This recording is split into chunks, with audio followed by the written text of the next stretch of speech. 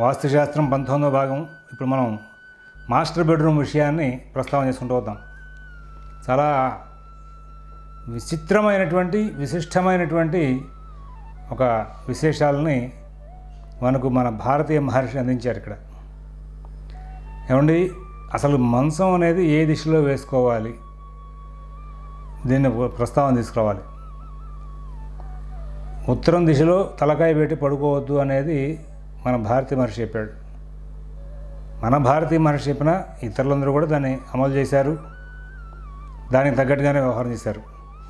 ఇంకా మిగతా 3 దిశల్లోనూ కూడా దోషం లేదు అనేటువంటి ప్రస్తావన బాగా తీసుకొచ్చారు. అక్కడికి అది అయిపోయింది. మనకు ఒక చిన్న అంశాన్ని ఇక్కడ తీసుకుని ముందుకు వెళ్ళాలి. తూర్పు వైపు తలకాయ పెట్టుకుని పడుకోవడం, దక్షిణం వైపు తలకాయ పెట్టి పడుకోవడం అనేది శాస్త్ర సంబంధమైన అంశంగా చెప్పుకుంటూ వచ్చారు. తూర్పు వైపు తలకాయ పెట్టి పడుకోవడం, అలాగే దక్షిణ వైపు తలకాయ పెట్టి పడుకోవడం, ఈ రెండు కూడా శాస్త్రీయమైన అంశాలుగా ప్రస్తావన చేసుకొచ్చారు. ఎవరైనా మనం వేరే వాళ్ళ ఇంటికి వెళ్ళాం, అప్పుడు మనం పడమర వైపు తలకాయ పెట్టి పడుకోవడం అనేది ఒక విధానాన్ని ఏర్పాటు చేశారు. రెండవది ఏంటంటే, ఇక్కడ ఈ పడక గది అనేది ఓ పక్కగా గోప్యంగా ఉండడం అనేది, అలాగే ఇంట్లోకి రాగానే సింహద్వారం దగ్గర నుంచి వెనకాల ద్వారాల దాకా కూడా ఎక్కడ కూడా ఈ పడక సంబంధమైనటువంటి మంచాలు, దుప్పట్లు, దిళ్ళు ఇట్లాంటివి ఏమి లేకుండా ఉంచడం అనేది ఇవి ప్రధానంగా చెప్పారు. నిద్రకు సంబంధించిన వస్తువు దరిద్రానికి పరాకాష్ఠ. అందువల్ల ఏంటంటే ఆ నిద్రలో వాటిని దేన్ని కూడా నిద్రా సంబంధమైన వస్తువుల్ని దగ్గరికి రానియద్దు అనేది శాస్త్రవాక్యం. ఎదురుకుండా కనబడకూడదని. మహాలక్ష్మి ఎంటర్ అయ్యే టైం ఇంట్లోకి కాంపౌండ్ గేట్ దగ్గర చూస్తే వెనకాల ద్వారం దాకా కూడా ఎక్కడ కూడా నిద్రకు సంబంధించిన వస్తువులు, చీపుళ్ళు, అలాగే బూజుకర్రలు అవన్నీ కూడా ఆ ప్రాంతంలో పెట్టకూడదు. అలాగే పడక గదిలో కూడా చెప్పులు, అలాగే పడక గదిలో మరి బూజుకర్రలు ఇలాంటివన్నీ కూడా పెట్టకూడదు. ఇది మన ఆచార వ్యవహారాల్లోంచి తీసుకొచ్చారు. సైంటిఫిక్గా ఏమిటనే తర్వాత చూద్దాం. సైంటిఫిక్గా అవి బూజులు దులిపే వస్తువులు, వాటిల్లోంచి ఎట్లయినా సరే దుమ్ము లేచే అవకాశం వస్తుంది. ఎప్పుడైనా పొరపాటు నిద్రపోతున్నప్పుడు దుమ్ము వచ్చి నిద్రలో మనకి మీద పడితే కష్టం అవుతుంది. ఇవన్నీ కూడా చాలా ఉన్నాయి దానికి కారణాలు. సైంటిఫిక్గా ఆలోచిస్తే చెప్పులతోనూ బూజుకర్రలతోనూ ఇళ్లలో బెడ్రూమ్లో తిరగడం కరెక్ట్ కాదనేది సహజమైనటువంటి అంశం. నిద్ర లేవగానే బూజుకర్రలు, చీపుర్లు, చెప్పులు చూడకూడదు. అందువలన సరే అది అక్కడికి అయిపోయింది. ఆ తర్వాత అంశం మరి మన సాంప్రదాయం ప్రకారంగా, భారతీయ సంస్కృతి, భారతీయ మహర్షి చెప్పినటువంటి సాంప్రదాయం ప్రకారంగా సొంత ఇంట్లో నిద్రించేటప్పుడు తూర్పు వైపు తలకాయ పెట్టి పడమర వైపు కాళ్ళు పెట్టి పడుకోవాలి, లేదా దక్షిణ వైపు తలకాయ పెట్టి ఉత్తరం వైపు కాళ్ళు పెట్టి పడుకోవాలి. ఎవరింటికి వెళ్తే పడమర వైపు కాళ్ళు పెట్టాలి, పడమర వైపు తల పెట్టుకోవాలి, తూర్పు వైపు కాళ్ళు పెట్టుకోవాలి. కాబట్టి ఇక్కడ పరోక్షంగా ప్రత్యక్షంగా ఈ 3 దిశల్లో తలకాయ పెట్టుకోవడానికి ఒప్పుకున్నాడు ఆయన. సరే, ఇంతకీ ఇంట్లో పడమర గది అసలు మాస్టర్ బెడ్రూమ్ అనేదాన్ని ఎక్కడ నిర్మాణం చేయాలి అనే దానికి నైరుతిలో పెట్టాలి, నైరుతిలో మాస్టర్ బెడ్రూమ్ పెట్టాలి అనేది వాళ్ళ బాహాటంగా మనకి వినిపిస్తున్నటువంటి వాక్యం. నైరుతిలోనే మాస్టర్ బెడ్రూమ్ ఉండాలని. ఓకే, అందరూ కూడా వాళ్ళ నైరుతి మాస్టర్ బెడ్రూమ్ అనేది చెప్పుకుంటున్నారు, మన చేతి పెట్టిస్తున్నారు. ఇది వాస్తుశాస్త్రం అనేది అంటున్నారు. సరే, మనం ఒప్పుకుందాం. అయితే ఎట్లా ఒప్పుకోవాలి, ఎందుకు ఒప్పుకోవాలి అని ప్రశ్న వేయాలి. మహర్షి చెప్పాడా? ఏమండి, మీరు మాటికి వాస్తుశాస్త్రం చెప్తూ మహర్షి అంటాడు. ఎవడి మహర్షి అంటారేమో మీరు. ఆద్యుడు పూజ్యుడు మనకి అసలు ఈ వాస్తుశాస్త్రాన్ని మనకు అందించిన వాడు. ఏ అప్డేషన్ రాకూడదు ఆ శాస్త్రంలో అని మీరు అడగచ్చు. చేస్తూనే ఉన్నాగా, అప్డేషన్గా ఇప్పుడు నడుస్తుందంతా కూడా యథార్థంగా నడుస్తోంది. అట్లా ఏంటి మళ్ళీ అంటే, గృహాన్ని గర్భం వసరాలుగా నిర్మాణం చేయమని చెప్పాడు. ఫస్ట్ అది ఎత్తేసాం. గృహాన్ని గర్భము వసరాల నిర్మాణంగా చేసుకుంటూ వెళ్ళేటప్పుడు అందులో భాగంగా మనం చాలా ఫెసిలిటీస్తో, చాలా మోడర్న్గా, చాలా ఒక గొప్ప విధానాలతో ఇల్లు నిర్మాణం చేసుకోవచ్చు. వాళ్ళు అది చేస్తామన్నా ఒప్పుకోరు. ఆగ్నేయములో వంట పెట్టావా పెట్టలేదా, నైరుతిలో మాస్టర్ బెడ్రూమ్ పెట్టావా పెట్టలేదా అని అడుగుతాడు ప్రతి వాడు కూడా. పెట్టకపోతే అబ్బాయి నీకు వాస్తు రాదండి అంటాడు. ఎందుకంటే వాడికి కూడా తెలిసింది అంతవరకే. అసలు వైద్యశాస్త్రాన్ని ఇక్కడ తెలుసుకోండి. వైద్యశాస్త్రం ప్రకారంగా ఇవాళ మనకి ఫ్యాన్లు కానీ ఏసీలు కానీ వచ్చినాయి. ఈ యంత్రాల జీవితం, యాంత్రిక జీవితంలోకి రాకండి. న్యాచురల్ లైఫ్ ఎంజాయ్ చేస్తాం మనం. ఒక కరెంటు ఏం లేవనుకుందాం, మనకి సహజంగా ఒక పూర్వానికి వెళ్ళిపోదాం. అట్లా రండి, వాళ్ళు దానికి తగ్గట్టు చెప్పండి ఇల్లు అంటారేమో. చెప్తాం, అది కూడా చెప్తాం. ఫస్ట్ మనం ఆల్మోస్ట్ ఆల్ కరెంటు ఉత్పత్తి లేని రోజుల్లో వెళ్ళిపోదాం. మనకి ఫ్యాను లేదు, ఏసీ మెషిన్ లేదు, పల్లెటూరులో ఉన్నాం. మనకి ఒక మూల ఉన్నటువంటి గదుల్లో వాతావరణం చలి కానీ వర్షం కానీ త్వరగా ఎఫెక్ట్ అవుతుందా లేదా?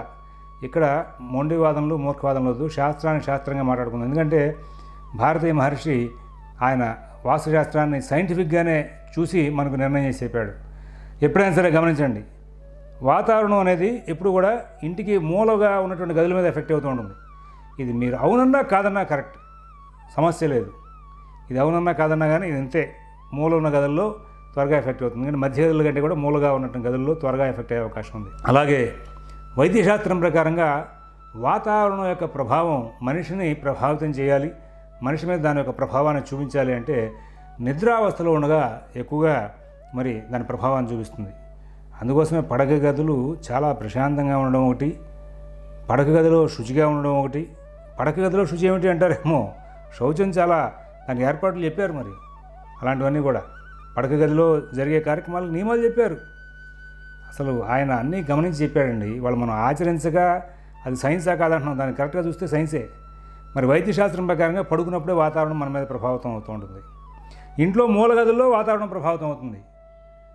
మరి ఈ నేపథ్యంలో నైరుతి మూలకి తీసుకెళ్ళి ఒక మాస్టర్ బెడ్రూమ్ నిర్మాణం చేస్తే నైరుతి మూల పడుకున్నటువంటి ఆ వ్యక్తి మీద వాతావరణం ప్రభావితం అవుతుందా లేదా? 5 ఫ్లోర్లు అపార్ట్మెంట్ కడితే 5వ ఫ్లోర్లో ఒకవేళ ఇల్లు తీసుకుంటే అబ్బాయి పడమర వాతావరణం వేడిగా ఉంటుందని డైలాగ్ వస్తూ ఉంటుంది ప్రతివాడి దగ్గర, కొనుక్కోరా బాబు టాప్ ఫ్లోర్ అయితే ఏంటంటే. ఎక్కడ వస్తుంది, ఎందుకు వస్తుంది? సైన్స్ అంతే. ఇది ముందుగానే గమనించాడు ఆయన. మన ఇక్కడ ఈ 48 to 50 మధ్యలో ఎండ పెరిగేసరికి ఇక్కడ ఓ జనరల్ ఏసీలు కూడా ఎగిరిపోతుంటే అప్పుడు ఇంకా ఇవన్నీ పని చేయట్లేదు, ఇట్లాంటి పని చేయని రోజులు వస్తాయి, అప్పుడు ఎండే గట్టిగా డైరెక్ట్గా రూమ్లోకి ఎఫెక్ట్ అవుతుంది, కాబట్టి మూల ఉన్న గదిలో పడుకోవద్దని చెప్పాడు ఆయన. ఇన్ని అంతస్తులను బహుళార్థకంగా పైకి తీసుకెళ్ళిపోయిన బహుళ అంతస్తుల యొక్క ప్రాజెక్టుల గురించి ఆలోచించకపోయినా ఎప్పుడు కూడా ఇంటికి మూల ఉన్న గదుల్లో వాతావరణం ఎఫెక్ట్ అవుతుంది. పడుకున్నప్పుడు నిద్రావస్థలో ఉన్నవాడి మీద వాతావరణం ఎఫెక్ట్ అవుతుంది. అది శీతం కానీ ఉష్ణం కానీ ఏదైనా సరే. అందుకోసం చెప్పేసి ఆయన మూల ఉన్న గదుల్లో పడుకోవడానికి ఆయన ఖచ్చితంగా మనకి చెప్పలేదు. ఇది ఖచ్చితం. ఇక్కడ దాకా నేను చెప్పింది సైన్స్ మాటలే. కాదనడానికి కాదంటే మరి మూర్ఖవాదన అవుతుంది, మొండివాదన అవుతుంది. కావాలంటే ఆలోచించుకోండి. ఇవాళలో మనం ఇవాళ జీవన శైలిలో రూమ్ హీటర్లు వచ్చినాయి. బయట చల్లగా ఉంటే రూమ్ హీటర్ పెట్టాం, బయట వేడిగా ఉంటే మనం ఏసీ పెట్టాం. వాటితో సైడ్ ఎఫెక్ట్లు వచ్చి ప్రతి వాడు హాస్పిటల్ చుట్టూ తిరుగుతున్నాడుగా. ఇంక దాని గురించి మాట్లాడడం ఎందుకు? ఇంక దాన్ని పట్టుకుని నేను వేలాడతాను, నేను యాంత్రికంగా మొత్తం మార్చానంటే యంత్రం వచ్చింది, అవే కదా వాళ్ళ ఆరోగ్యానికి కూడా సమస్యలు తెస్తున్నవి. కాబట్టి దాని గురించి పట్టుకుని దాంతో మాట్లాడి దాంతో వ్యవహరించి దాంతో సంబంధం చేస్తే కుదరదు. ఎప్పుడు కూడా ఇంటి మీద వాతావరణం ప్రభావం చుట్టూ ఉన్న గదిలోనే ఉంటుంది. అందుకోసమే అలమరల విషయం దగ్గరికి వచ్చేసరికి ఇంకా మీకు చాలా విశేషాలు చెప్తాను. అలమరలు కూడా అట్లాగే దృష్టిలో పెట్టుకుని చెప్పాడు ఆయన, కిటికీలను అట్లాగే దృష్టిలో పెట్టుకుని చెప్పాడు. ఆయన సైంటిఫిక్గానే ఆలోచించాడు. అందుకోసమే మూల గదిలో పడుకోవద్దన్నాడు. ఎందుకంటే వంటగది అనుకోండి, మీరు అక్కడ కాసేపు ఉంటారు, వంట చేస్తారు, మహా అయితే గంట ఉంటారు, 2 గంటలు ఉంటారు, బయటకు వస్తారు. అదే కనుక ఒక మూల గదిలో భోజనం ఏర్పాటు చేశారనుకోండి, అక్కడ కాసేపు ఉంటారు, వచ్చేస్తారు. పూజా గది కూడా కాసేపు పూజ ఉంటారు, బయటకు వచ్చేస్తారు ఆ మూల గదుల్లో. అదే మూల గదిలో పడుకోవడం అంటే ఒక 6 hours మినిమంగా పడుకుంటారు. ఆ 6 hours బయట వాతావరణం ఆ గదుల మీద ప్రభావితం అయితే ఆ గదుల్లోంచి మీకు అది బ్యాడ్ ఎఫెక్ట్ చూపించే అవకాశం వస్తుంది, లేదా గుడ్ ఎఫెక్ట్ చూపించే అవకాశం వస్తుంది, ఏదైనా అవుతుంది. కానీ గుడ్డు బ్యాడ్ 2 చూపించే అవకాశాలు ఉన్నాయి కాబట్టి అక్కడ వద్దురా బాబు అన్నాడు. అందుకోసం ఏం చేశాడు? బ్రహ్మగంధర్వ మనుష్యాత్మకం గృహం అనేటువంటి విభాగంలో ముందు వైపు గదుల్లో మళ్ళీ ఈ మాటని చెప్తున్నాడు. చెప్పిందే మాట చెప్తున్నాడు. చర్వణం అంటారు దీన్ని. చెప్పింది చెప్తున్నాడు. ఇది తప్పు అని అనుకోకండి, విసుక్కోకండి, బాగా మైండ్లో పెట్టుకోండి. మనకి విశ్వకర్మ మయుడు వీళ్ళంతా చెప్పింది అంటే బ్రహ్మగంధర్వ మనుష్యాత్మకంగా గృహాన్ని విభాగం చేశారు. గర్భం ముందు వసారా వెనకాల వసారా, అయితే గర్భం కుడివైపు వసారా ఎడమవైపు వసారా, ఇలాంటి విశేషమైన గృహాలను నిర్మాణం చేయించారు. గర్భానికి తూర్పు వైపు వసారా ఎడమవైపు వసారా, ఇట్లాంటి వాటిలో భాగంగా మరి ఆ గర్భానికి ఆ ముందు ఉన్న భాగంలో అంటే రాజప్రాసాదంలోంచి సింహద్వారం దగ్గరికి వచ్చేసరికి ఆ ముందు వైపున వసారాల్లో 10 మంది వచ్చి కూర్చొని మాట్లాడుకోవడానికి, విద్యా వ్యాసంగాలకి, కచేరీలకి అన్నిటికీ కూడా ముందు ఏర్పడేసి, మధ్యలో ఉన్న గదుల్లో ధనాన్ని నిల్వ చేసుకోవడానికి, ధాన్యాలు నిల్వ చేసుకోవడానికి, ఐశ్వర్యం పెట్టుకోవడానికి, నగలు పెట్టుకోవడానికి, అలాగే పడక గదులు ఏర్పాటు చేసుకోవడానికి ఇవన్నీ ఏర్పాటు చేశాడు మధ్యలో ఉన్నటువంటి గదుల్లో. వెనకాల వైపు ఉన్న గదుల్లో వంటగది, భోజనం, పూజ, అలాగే ఆ వెనకాల దొడ్డివైపు ఆడవాళ్ళు బట్టలు అంట్లు తోముకోవడానికి వాష్ ఏరియాస్ ఇవన్నీ కూడా మరి ఏర్పాటు చేసుకుంటాడు. ఇవాళ రోజున ఆడవాళ్ళు మగవాళ్ళందరూ కూడా ఇంట్లో కార్యక్రమాలు సమతూకంగా చేస్తున్నారు కాబట్టి ఎవరైతే ఇంట్లోకి రాగానే అంట్లతో అసహ్యంగా కనపడకూడదు, ఇంట్లోకి రాగానే బట్టలు తుక్కుంటూ అంటే విసర్జనమైనటువంటి పనులు అవన్నీ కూడా అసహ్యంగా ఉండకూడదు. కాబట్టి ఇంటికి వెనకాల భాగంలో ఉన్నటువంటి ఖాళీ స్థలంలో వాటికి ఏర్పాటు చేశాడు. ఇంత సిస్టమేటిక్గా ఒక పదంలో చెప్పాడు. అక్కడ దిక్కుల గురించి మాట్లాడలేదండి. మరి దిక్కులు ఏంటి అంటారేమో, ఆగ్నేయ మూల వంట చేయమన్నాడు, తప్పేముంది? అలాగే వెనకాల గదుల్లో ఆగ్నేయ మూల అక్కడ వంట చేసుకోమని చెప్పాడు. అంతేగాని ఆగ్నేయ మూల గదిలో మాత్రమే వంట పెట్టండి అని చెప్పలా. అలాగే ఈ వాతావరణం అనేది ఎప్పుడైతే ఒక మూల ఉన్నట్టు గదుల మీద ప్రభావితం చేస్తున్నాడో అక్కడ అందుకోసమే మరి దాన్ని తీసుకొచ్చేసి వద్దయ్య మధ్య గదుల్లో ఏర్పాటు చేసుకోండి అని చెప్పుకుంటూ వచ్చాడు. ఇట్లా మధ్య గదుల్లో ఏర్పాటు చేసేటువంటి ఈ రూముల వలన మరి మాస్టర్ బెడ్రూమ్ వచ్చినా అక్కడే రావాలి. అలాగే గర్భం వసారా నియమాలతో కనుక ఏర్పాటు చేస్తే ఇంటిని, అలాగే చిల్డ్రన్ బెడ్రూమ్ వచ్చినా అక్కడే ఏర్పాటు చేసుకోవాలి, గెస్ట్ బెడ్రూమ్లో వచ్చినా అక్కడే చేసుకోవాలి. పూర్వం అంటే గెస్ట్ బెడ్రూమ్ అంటూ ప్రత్యేకంగా వసారాల్లో ఉన్న గదుల్లో ఏర్పాటు చేస్తుండేవాళ్ళు. రెగ్యులర్గా ఉండే బెడ్రూమ్స్ని గర్భంలో అంటే సెంటర్లో ఉన్నటువంటి రూముల్లోనే గంధర్వ భాగం అంటారు దాన్ని. ఆ ఇంటిని బ్రహ్మగంధర్వ మనుష్య భాగాలుగా విభాగం చేసినప్పుడు సెంటర్ పార్ట్ మొత్తాన్ని కూడా గంధర్వ భాగం అంటారు, అక్కడే ఏర్పాటు చేసుకోవాలి. ఇవాళ నువ్వు నైరుతి మూల మాస్టర్ బెడ్రూమ్ పెట్టలేదా అంతే, తాపి మేస్త్రి మొదలెడతాడు, చేతి మేస్త్రి మొదలెడతాడు, ఇంజనీర్ మొదలెడతాడు, బిల్డర్ మొదలెడతాడు. అందరూ కూడా ఎవరినో మీరు చేదస్తుని తీసుకొచ్చారండి ఆ సిద్ధాంతిని. ఆయన తెలియదు. అన్ని చోట్ల మార్కెట్లో సంఘంలో జరుగుతున్న అంశాలు ఇవైతే ఈయన కొత్తగా ఏదో చెప్తున్నాడు. ఇవన్నీ ఎట్లా వినాలి మనం? ఇవన్నీ శాస్త్రం కాదు, మీరు ఎవరన్నా ఇంకో సిద్ధాంతి దగ్గర వెళ్ళి కనుక్కొని అంటాడు. ఊళ్ళో ప్రతి సిద్ధాంతికి కూడా లౌక్యంగా మారిపోయారు వాళ్ళ నలుగురితో పాటు నారాయణ. మనం కూడా అట్లా వెళ్ళబోతే ఇబ్బందని. ఏమండి అపార్ట్మెంట్ మోడల్లో ఇల్లు కడుతున్నాం, అప్పుడు ఏమిటి? అపార్ట్మెంట్ మోడల్లో ఇల్లు కట్టేటప్పుడు గర్భం వసారా అని మనం రావట్లేదు కాబట్టి మొత్తం అంతా కూడా ఒకటే గర్భం. అది నువ్వు ఎక్కడ పడుకుంటావో, ఎక్కడ వంట చేసుకుంటావో, ఎక్కడ హాల్ ఏర్పడుతుంటావో అని నీ ఇష్టం, దానికి సంబంధం లేదు. కానీ గర్భం వసారా నియమంగా వెళ్తూ సిస్టమేటిక్గా గృహాన్ని కనుక నిర్మాణం చేద్దామంటే మాత్రం నైరుతిలో ఒక మూల, వాయువ్యంలో ఒక మూల, ఆగ్నేయంలో ఒక మూల, ఈశాన్యంలో ఒక మూల, ఈ మూల గదుల్లో పడుకోవడానికి మాత్రం ఇక్కడ వాస్తుశాస్త్ర రీత్యా మహర్షి ఒప్పుకోలేదు. ప్రాచీన మహర్షి ఒప్పుకోలేదు. ప్రాచీన భారతీయ మహర్షి ఆధునికంగా మార్చిన వాటిలో చెప్పుకుని వచ్చారు. సరే తీసేయండి. ఇవాళ ఇంకా నైరుతి గది పెద్దది, దానికంటే తూర్పు గది చిన్నది ఉండాలని కొత్తగా పెట్టారు. చాలా పిచ్చవాగుడు ఇవన్నీ కూడా. గర్భం వసారాల లెక్కల్లోనే గది ఏది పెద్దది రావాలి, ఏది చిన్నది రావాలని, కానీ నైరుతి గది పెద్దది కావాలి, ఈశాన్యం గది తక్కువ కావాలి అనే మాట అసలు లేదు.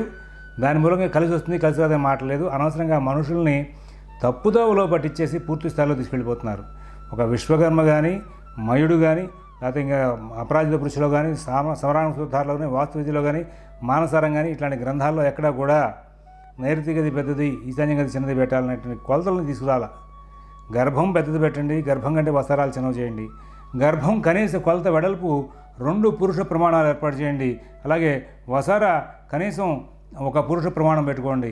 వసారాల్లో వచ్చేవన్నీ కూడా వంటగదులు, పడక, తర్వాత భోజన గదులు ఇట్లాంటివన్నీ ఏర్పాటు చేశాడు. అలాగే గర్భంలో మరి పడక గదులు, ధాన్య గదులు ఏర్పాటు చేసుకొచ్చాడు. ఈ గర్భం వసారా నియమాలని దృష్టిలో పెట్టుకుని దీని ద్వారా మీరు మొత్తం ఏర్పడుతుంది. బ్రహ్మ గంధర్వ మనుష్యాత్మకం గృహం అనేటువంటి విధానాన్ని మహర్షి ఆశ్రయించి రూముల్ని అట్లా డివైడ్ చేశాడు తప్పితే నైరుతిలో మాస్టర్ బెడ్రూమ్ పెట్టుకోవాలి, ఇక్కడ పెట్టుకోకపోతే ఏదో ప్రాణాంతకమైన పరిస్థితులు వస్తాయి, చాలా తప్పు అవుతున్నటువంటి విషయాలు మాత్రం ఎక్కడ భారతీయ మహర్షి చెప్పలేదనేటువంటి అంశం మీద మీరు ఒక శోధన చేసుకోవాలి. నేను ఇప్పుడు దాకా చెప్పిన వాటికి ఖచ్చితంగా మహర్షి ప్రోక్తమైన వాక్యాలని ఆధారంగా చేసి మాట్లాడుతున్నాను. ఇక్కడ 2 రకమైనటువంటి మాటలు ఏమీ లేవు. ఇది గమనించుకుని మీరందరూ కూడా మీ యొక్క పరిస్థితుల్ని ప్రభావితం చేసుకుంటూ ముందుకు వెళ్ళాలని చెప్పి సూచిస్తున్నాం. అలాగే నైరుతి మాస్టర్ బెడ్రూమ్ పెట్టకపోతే ఏమైనా సమస్యలు వస్తాయా? చర్చ ఏం లేవండి, అసలు తప్పు మాట అది. అయితే ఇంట్లో పిల్లలకి పెద్దవాళ్ళకి బెడ్రూమ్ ఏర్పాటు చేయాలి, వరుస క్రమం ఏమిటి ఇట్లాగా. యాక్చువల్గా పూర్వం ధాన్య నిల్వలు, ధన నిల్వలు ఒక హ్యాండ్ ఓవర్లో నడుస్తూ, వంట ఒక చోట నడుస్తూ ఉండేది, ఒక వంటే నడుస్తూ ఉండేది. కుటుంబంలో 4 పిల్లలు కలిసి ఉన్నారా, 5 పిల్లలు కలిసి ఉన్నారా, వాళ్ళ సంతానాలు, వాళ్ళ సంసారాలు అందరూ కలిసి ఉన్నారా, ఇవన్నీ సంబంధం ఉండేది కాదు. ఎంతమంది కలిసి ఉన్నా సరే ఒక చోటే డబ్బు ఆపరేషను, ఒక చోట నుంచే మరి ధాన్యం ఆపరేషను, ఒక చోట నుంచే వంట భోజనం ఏర్పాట్లు ఆపరేషను, ఒక చోటే దేవుడి మందిరం. కాబట్టి అక్కడ ఇట్లాంటి నియమాలు పెద్దగా పట్టించుకునేవాళ్ళు కాదు. ఏ గదిలో ఎవరికి అవకాశం వాళ్ళు బెడ్రూమ్లో ఏర్పాటు చేసుకుంటూ ఉండేవాళ్ళు. ఒక గదిలో పై ఎత్తు, ఒక గదిలో చిన్నత్తు ఉండడం మూలంగానే మీకు ఇట్లాంటి ఇబ్బందులు వచ్చినాయని చెప్పి ఆధునికులందరూ కూడా ఇబ్బంది పెడుతుంటారు. ఇక్కడ వాస్తుశాస్త్రాన్ని ఒక గృహానికి ముడిపెట్టి ఆ గృహంతో ఈ ఏర్పాట్లు చెప్పినప్పుడు ఇక్కడ పెద్ద విశేషం ఏమిటంటే ఆ గృహంలో మరి ఇట్లాంటి విభాగాలు లేవండి. ఎట్లాంటి విభాగాలు లేవు? మన ఆ గదిలోనే పెద్దవాడు ఉండాలి, ఈ గదిలోనే ఉండాలని. ఆయన మహర్షి ఏం చెప్పాడంటే, తండ్రి కొడుకులు ఇల్లు విడివిడిగా కట్టుకునేటప్పుడు తండ్రి కొడుకులు మరి అన్నదమ్ములు విడివిడిగా ఇల్లు కట్టినప్పుడు అక్కడ చెప్పుకుంటూ వచ్చాడు. ఏమని చెప్పాడంటే, పితృవత్సాగ్రజంగేహం దక్షిణే పశ్చిమే పివా అన్నాడు. దక్షిణం వైపు తండ్రి ఉండాలి, ఉత్తర పక్కకి సక్సెస్గా మరి చిన్నవాళ్ళు ఉండాలి. అలాగే పశ్చిమ వైపు పెద్దవాళ్ళు ఉండాలి, సక్సెస్గా తూర్పు వైపు చిన్నవాళ్ళు ఉండాలని. ఒకే ఇంట్లో వంట నడుస్తూ ఒకే బీరువా, ఒకే దేవుడు, ఒకే నడిచేటప్పుడు ఎవరికి ఎక్కడ కన్వీనియంట్గా ఉంటే అక్కడ బెడ్రూమ్స్ ఏర్పడేసుకోవచ్చు. అయితే 4-5 పిల్లలు సంవత్సరాలతో పూర్వం ఒక చోట ఉండేవాళ్ళు. అయినప్పటికీ కూడా ఈ ఆర్డర్ మెయింటైన్ చేసేవాళ్ళు. సహజంగా పెద్దవాడు దక్షిణ వైపులో, తూర్పు తర్వాత ఉత్తర పక్కన కానీ తూర్పు వైపు కానీ చిన్నవాడు ఉండడం, అలా సక్సెస్గా తూర్పుకి చిన్నవాళ్ళు రావడం అనేది ఒక సాంప్రదాయం ఏర్పడేశారు. దానికి కూడా కారణం ఈ పితృవత్సాగ్రజం గేహం దక్షిణే పశ్చిమే పివా అని సూత్రం. అక్కడ గేహం అన్నాడు, ఇళ్ళ గురించి విడిగా చెప్పాడు. దాని గదులకు కూడా మన వాళ్ళు అన్వయించారు. అలా ఏర్పాటు చేశాక సరే ఇంక ఎవడి నగలు నట్ర బంగారం వాళ్ళ ఇళ్ళలో వాళ్ళ భూషణాల్లో పెట్టుకోవడం ఒక చిన్న పద్ధతి కూడా అలవాటు చేసుకుని ఇంకా ఎవరి గదుల్లో వాళ్ళు పెట్టుకుని వంట ఒకటి నడిచినా సరే ఆ గదులు అట్లా వచ్చారు. అది తప్పుగా ఏం లేదు. దాంతో ఉండకపోతే ఒక వంట నడుస్తున్నప్పుడు ముందు వెనకలుగా కనుక ఆనందములు తేడా పడాలుగా ఉంటే ఇబ్బంది వస్తుందనే దానికి లేదు. అయితే ఇక్కడ పడక గదులు అనేదానికి ఒక వంట నడుస్తున్నప్పుడు మాత్రమే ఇట్లాంటి ఎట్టుబడితే అటు పడుకోవచ్చు అనేది. ఎవరి వంట వాళ్ళు చేసుకుంటూ మరి అట్లా ఉన్నప్పుడు ఇంకా దక్షిణంలో పెద్దవాళ్ళు, ఉత్తరంలో చిన్నవాళ్ళు, ఇది ఆర్డర్ చేసుకోవాల్సింది. తండ్రి దక్షిణ పక్కన, పిల్లలు ఉత్తర పక్కన ఉండాల్సింది. ఈ ఆర్డర్ అట్లా మెయింటైన్ చేస్తుంది. ఇట్లాగా మనకి దీనికి సంబంధించినటువంటి వ్యవహారాలను కూడా చెప్పుకుంటూ వచ్చారు. ఈ పడక గదులు నిర్మాణం చేసేటప్పుడు బాగా గుర్తుపెట్టుకోండి, టెక్నాలజీ పెరిగింది. కింద గది ఒక సెక్షను ఒక సైజులో కట్టి పైన బెడ్రూమ్లు సైజులు పెంచుకుంటూ వచ్చేసరికి కింద బెడ్రూమ్కి పై బెడ్రూమ్కి గోడల పార్లు తేడా వస్తున్నాయి. మరి కింద ఒక కిచెన్ కమ్ డైనింగ్ పెడతాడు, కిచెన్ కమ్ బెడ్రూమ్, ఒక సింగిల్ బెడ్రూమ్ పోర్షన్ ఏర్పడిస్తాడు. 10 అడుగులు బెడ్రూము, ఒక 7 అడుగులు కిచెన్ పెడతాడు. పైకి వచ్చాక ఈ రెండింటిని కలిపి ఒకటే బెడ్రూమ్ చేస్తాడు. చేసినప్పుడు ఈ బెడ్ పొరపాటున బెడ్రూమ్లో కింద బెడ్రూమ్లో ఉత్తర పక్కన తూర్పు పక్కన ఉన్న గోడకి కిచెన్కి పడమర పక్కన కూడా మధ్య గోడ ఉంది. ఆ గోడ కనుక ఉంటే పైన మంచం వస్తే పోటు అయితే మరి ఆ బెడ్రూమ్లో పడుకున్నవాడు జీవితాంతం ఏడుస్తూనే ఉంటాడు.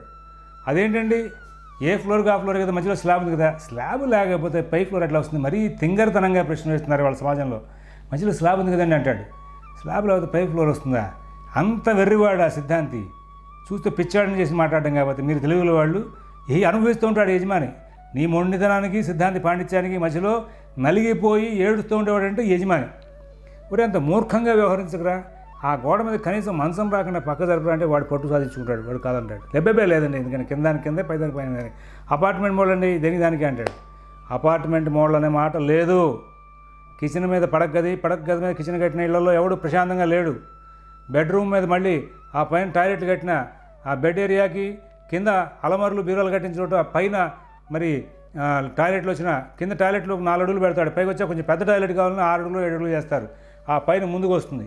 కింద 4 అడుగులు టాయిలెట్ కట్టేసి దాని నాన్నకి అలమర్లు కడతారు. అందులో బీరువా లక్ష్మీదేవి ఉంటుంది.